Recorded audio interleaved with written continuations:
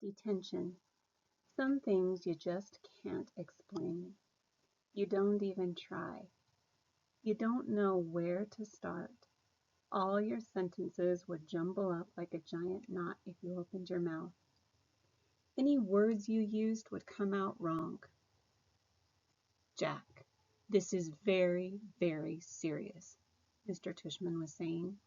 I was in his office, sitting on a chair across from his desk and looking at this picture of a pumpkin on the wall behind him. Kids get expelled for this kind of thing, Jack. I know you're a good kid, and I don't want that to happen. But you have to explain yourself. This is so not like you, Jack, said Mom. She had come from work as soon as they had called her. I could tell she was going back and forth between being really mad and really surprised. I thought you and Julian were friends, said Mr. Tushman. We're not friends, I said. My arms were crossed in front of me. But to punch someone in the mouth, Jack, said Mom, raising her voice. I mean, what were you thinking? She looked at Mr. Tushman. Honestly, he's never hit anyone before. He's just not like that. Julian's mouth was bleeding, Jack, said Mr. Tushman. You knocked out a tooth. Did you know that? It was just a baby tooth, I said. Jack, said Mom, shaking her head. That's what Nurse Molly said. You're missing the point, Mom yelled. I just want to know why, said Mr. Tushman, raising his shoulders.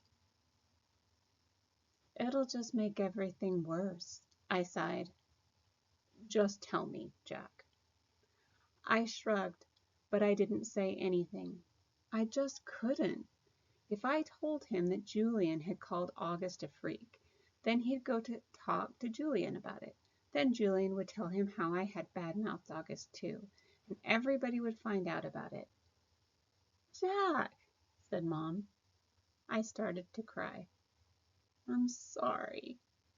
Mr. Tushman raised his eyebrows and nodded, but he didn't say anything. Instead, he kind of blew into his hands like you do when you're cold. Jack, he said, I don't really know what to say here. I mean, you punched a kid. We have rules about that kind of thing, you know? Automatic expulsion. And you're not even trying to explain yourself. I was crying a lot by now, and the second Mom put her arms around me, I started to bawl. Let's, said Mr. Tushman, taking his glasses off to clean them. Let's do this, Jack. We're out for winter break as of next week anyway. How about you stay home for the rest of this week, and then, after winter break, you'll come back and everything will be fresh and brand new. Clean slate, so to speak.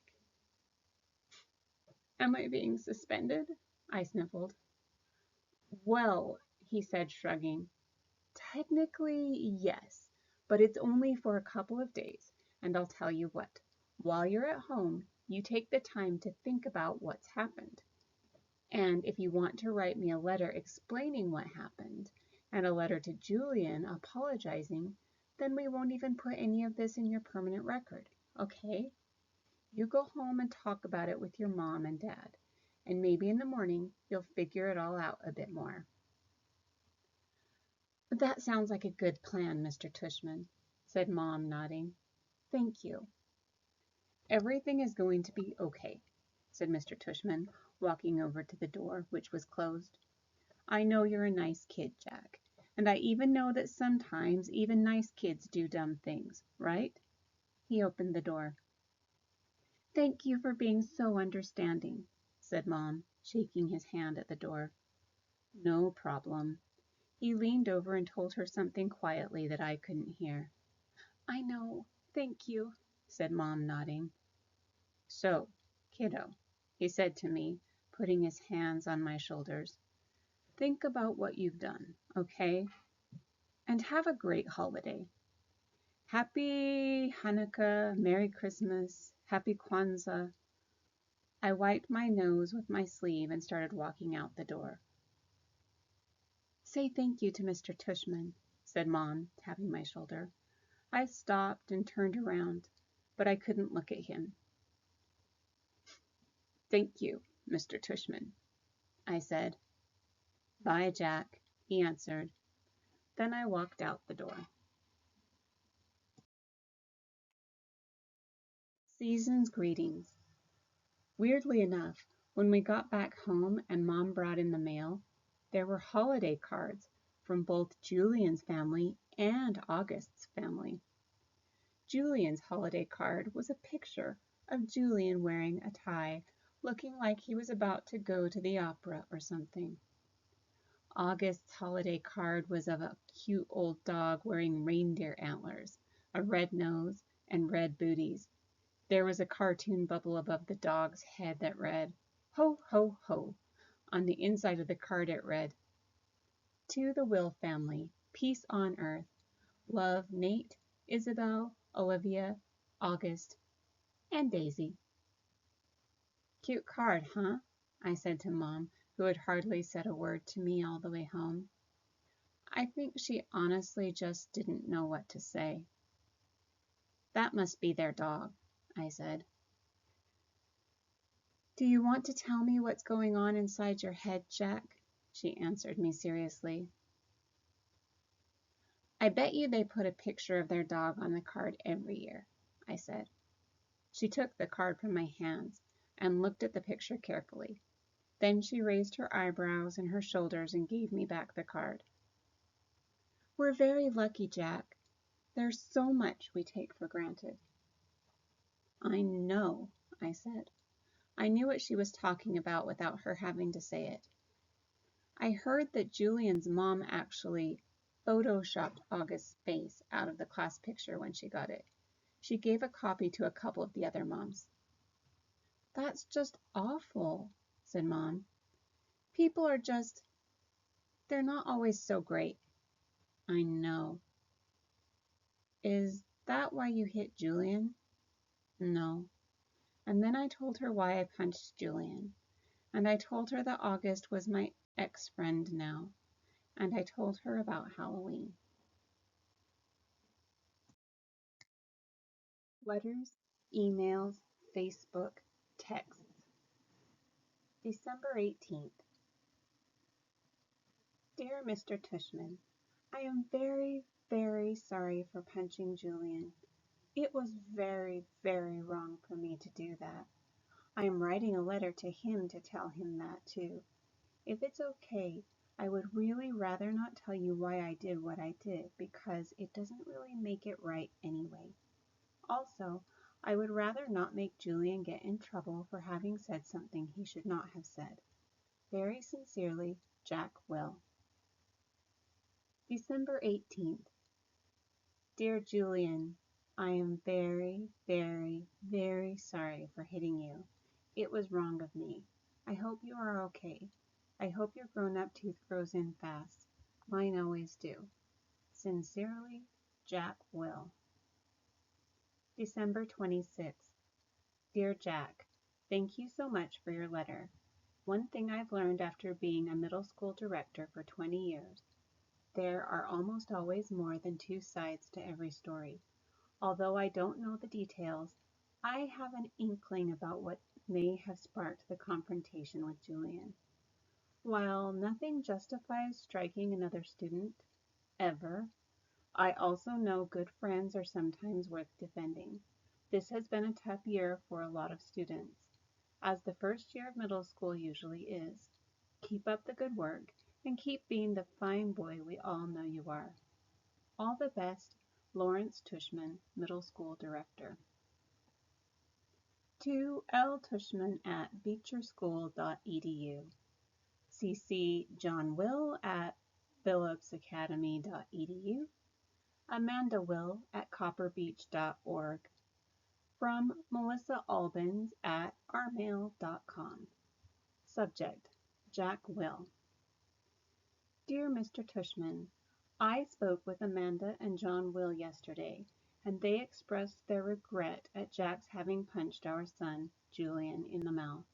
I am writing to let you know that my husband and I support your decision to allow Jack to return to Beecher Prep after a 2-day suspension, although I think hitting a child would be valid grounds for expulsion in other schools. I agree such extreme measures aren't warranted here. We have known the Will family since our boys were in kindergarten and are confident that every measure will be taken to ensure this doesn't happen again. To that end, I wonder if Jack's unexpectedly violent behavior might have been a result of too much pressure being placed on his young shoulders. I am speaking specifically of the new child with special needs who both Jack and Julian were asked to befriend. In retrospect, and having now seen the child in question at various school functions and in the class pictures, I think it may have been too much to ask of our children to be able to process all that. Certainly, when Julian mentioned he was having a hard time befriending the boy, we told him he was off the hook in that regard.